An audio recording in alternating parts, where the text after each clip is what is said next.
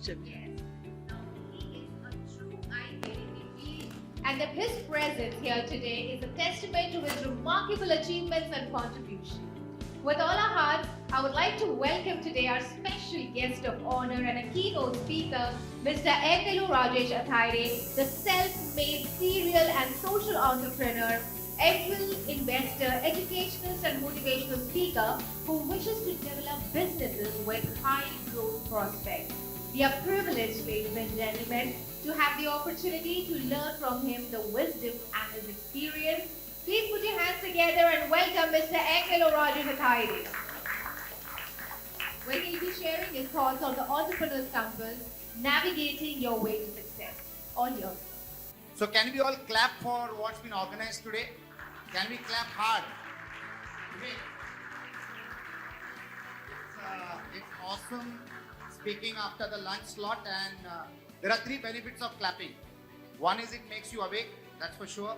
Second is it makes sure that the person sitting next to you is awake. And the most important benefit is it helps your blood circulation. Good for blood pressure. So congratulations for all of the people who are here in this room today. And I'm sure a lot of collaborations will happen thanks to such networking events. And I'm grateful and thankful to my dear friend Mr. Ganesh Gokhale, his partners and the teams who have organized such a lovely well-organized event. And a lot of meaningful enterprises and entrepreneurs in the room. I'm going to be speaking on a topic called the Entrepreneur's Compass. We all know that direction in life is critically important, whether it is personal, professional, or business. It is critically important in the direction that you drive so that you can reach your destination. Most of the times, most of the entrepreneurs, including me at certain points of time in life, have missed out the direction, and we put double or triple or four time efforts to reach the destination. So how can we fine-tune our journey as an entrepreneur, drive in the right direction, drive it with great speed, and reach the destination? So that's what I'm going to be discussing today. The Entrepreneur's Compass, Navigating Your Life to Success, is the third book that I have written, and this is published by the Times of India. So what I'm going to be doing in here today is I've got two books with me. I carried it intentionally with me. The person who asked me the first question is going to get a copy, and the person who will ask me the last question today is going to get a copy. So I want to ensure that you participate and you are with me along this conversation. I wouldn't want this to be a monologue. I would love to have this as a dialogue. There are some very interesting people here today in this room. I've got my dear friend Mr. Deepak Rao, is missing. If somebody can just request him to be here. Again, a stalwart speaker. I've got my dear friend Vivek Mendonca, Lawrence and Mayo family.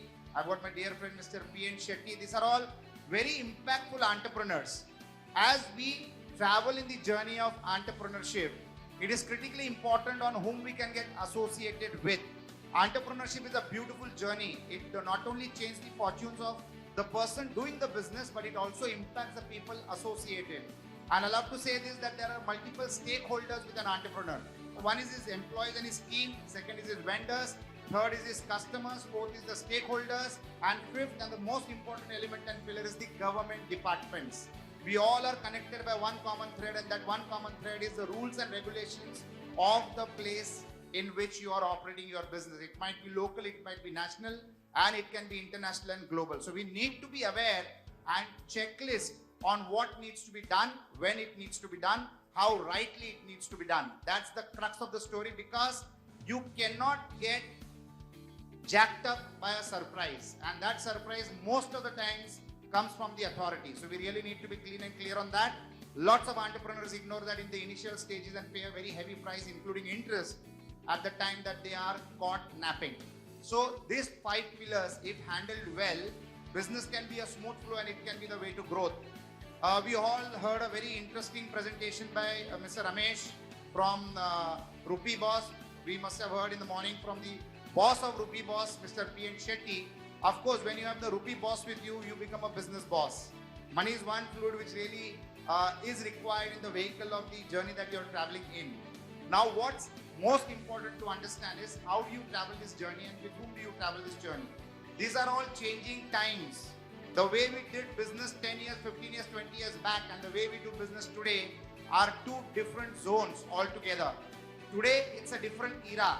Everybody is large.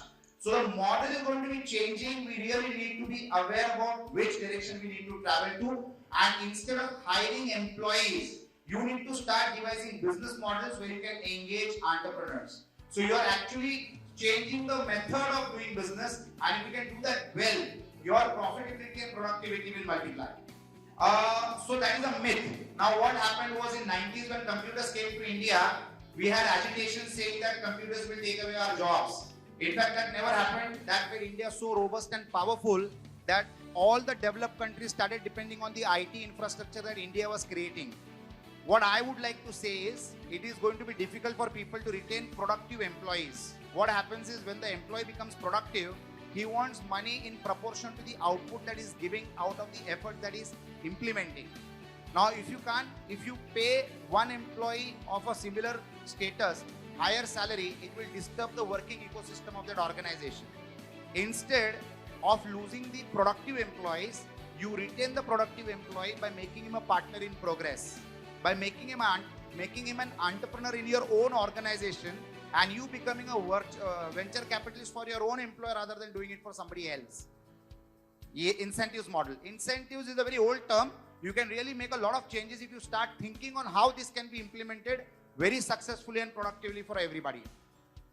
Yes, any more questions? Yes, gentlemen. You said in your talk now that you need not be a cost center to your customer, otherwise you will be always at the bottom rung. You be a profit center or a revenue model for them. Yes. So for people in service industry, how can they be a revenue generation? Probably people into loan sector, finance sector. How can we be on the revenue side for the customers? So in the service sector, you have to keep increasing the value of your client. You really need to look at clients who can pay you in proportion to the knowledge that you impart. And that can happen only if you can provide valuable knowledge or valuable solutions to your clients. Like for example, a lawyer. So there are lawyers who are available for a case for say 25,000 rupees, and there are lawyers who charge you 25 lakhs for a single appearance. Both are lawyers, have the same background, have the same qualification, but their expertise and their excellence is on different levels altogether.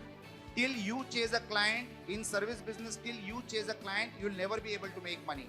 The day the client starts chasing you, you will get crazy money, better than an industrialist can be earning. Like we have got lawyers making profits or turnovers in this country, which is better than a 2,000 crore invested industrialist. Now all that is possible because he has delivered excellence and he has changed fortunes of the clients that he has attended to by giving them out of the world solutions and services. So I think in the service sector, you need to up the value change and you need to change the customer's profile. If you change whom you serve, who your client is, becomes a part of your personality and your profile. So forget about the customers choosing you. If you're a smart entrepreneur, you need to start choosing who should be your customer. And that customer should be wealthy enough or good enough to compensate you to the level of excellence that you have developed out of practice and out of wisdom, not out of the knowledge that you got in the form of being a student in the institution. So wisdom happens only when you get experience, and experience is nothing but wisdom which gets paid lucratively. So you really need to travel that journey extremely fast. You don't need to be a 70 years old lawyer to earn that kind of money. You can do that at the age of 28 also. It all depends on how you master the level of excellence and create value for every client that comes across your way. In the services sector, the best method of advertising and customer acquisition is a reference, is a testimonial. And if you add value, there are people who are ready to stand on the terrace of their office or homes and shout out that you are the best man for this particular job. Business will come to you rather than you knocking the doors of business. That's how it operates. Two last questions I will take. So the first person who asked me the question, he is going to get my book, and the last guy who is going to be asking me the question today is going to get a book. You can't get both the books, it is the same one. So let somebody else ask the question. That product is not known to them. Like, I give example of CFL bulbs, when CFL bulbs were introduced, at that time tungsten bulbs were there, that wire bulbs. So one of my clients introduced this CFL bulb, and he was unable to sell his products to the tune of 5 years. He lost a lot of money. So whatever In that gets cases, I want to add. So he took a lot of precautions. He met a lot of big clients. He took sales training, a lot of things, but he was unsuccessful. So according to you, what is the best strategy at this point of time? So no product is ahead of time ever. It all depends on how if it is a product which is not known to the world or it's newly introduced. First and foremost, let me clear a myth that in today's world, nothing can be invented. Everything can only be innovated. And the difference between invention and innovation is not more than 5%. It's not more than 5%. You cannot invent a new plane. You can invent a faster plane. You can invent a bigger plane, but the plane is already invented. Only innovation can happen. Whatever product that we create, now suppose if the people are not aware about the functionalities of that particular product, what needs to happen is you need to educate the market in a much better way about what that product can do in terms of adding value to the life of the customer. If that is not done right, today the most important aspect for every entrepreneur is how the communication can happen about the product or service that he as an entrepreneur is providing to the society. Vision Pro is a product launched by Apple. Can you imagine? Apple is one company in this world which gets funded by the customers before they get the product. You need to buy and book in advance. Apple is one company where the richest people in the world stand like beggars outside their stores before the product gets launched, waiting as if they are distributing the phones and laptops and iPads free of cost. The richest people stand in the line after paying the money to receive the product. That is the market that they have created, because of which they have become the most valuable company in the world. Like I said, what business you do is immaterial. How you do your business is the most important aspect. If you feel your product is before time, it needs better education and better explanation to the society and to the target audience. That's the best solution that can happen. So that's the last question that I'll take. Yes, gentlemen. You said we should be the ones that decide who our target market will be, right? Yes. How do you get into that target market after you've decided who the target market should be? How do you reach into it? When you become an entrepreneur, the first and foremost thing that you need to do is you should define who's your target audience. If you ask the right question to the wrong man, you'll get a wrong answer. If you ask the wrong question to the right man, again you'll get a wrong answer. You need to understand whom you should ask what. Similarly, it also depends on whom you are going to promote your product to. Your productivity of spend for customer acquisition is the best when you have defined your target audience in the most perfect way. It is like building a building. An architect will make the building in his mind, then on paper, translate it to the client, and then the other agencies will come together and build that building.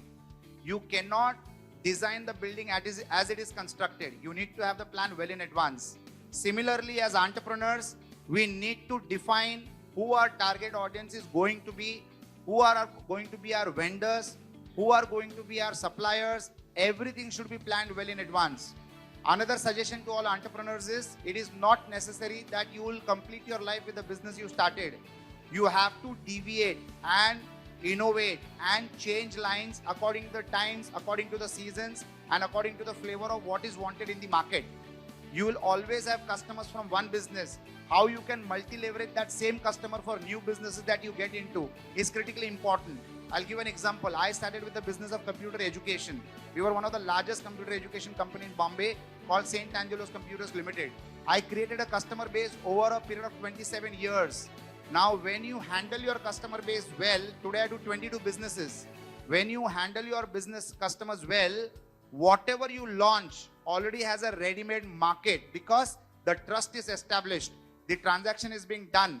They know who you are. You know who they are. The transactions becomes very smooth. I would like to request all entrepreneurs in this room that please build a very powerful ecosystem of government people, of vendors, of stakeholders and investors, of customers, and of collaborating partners and employees. If you have a robust ecosystem, every large company in this country is leveraging whatever they launch gets good business purely because they are nurturing an ecosystem. You cannot keep fishing every single day. Your past efforts should give you current results and promise you future results. And that can happen only and only if you nurture these 5 stakeholders of your business along the way as an entrepreneur. Be mindful about it, be conscious about it, put a pen to the paper, plan it well, and take it ahead. Like, I'm one of the oldest and most regular customers for Lawrence and Mayo. Anybody in this room, you want to understand what is customer service, just drop into a Lawrence and Mayo. You'll feel as if you're in an Apple store. You'll feel you're as if you're in an Apple store. You'll feel as if you're in a Ritz-Carlton.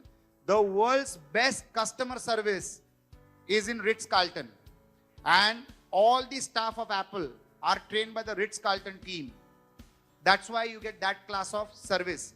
Every person that you talk to in the Apple store in any part of the world, irrespective of the language, religion, or creed, they will speak the same language, they will have the same answers.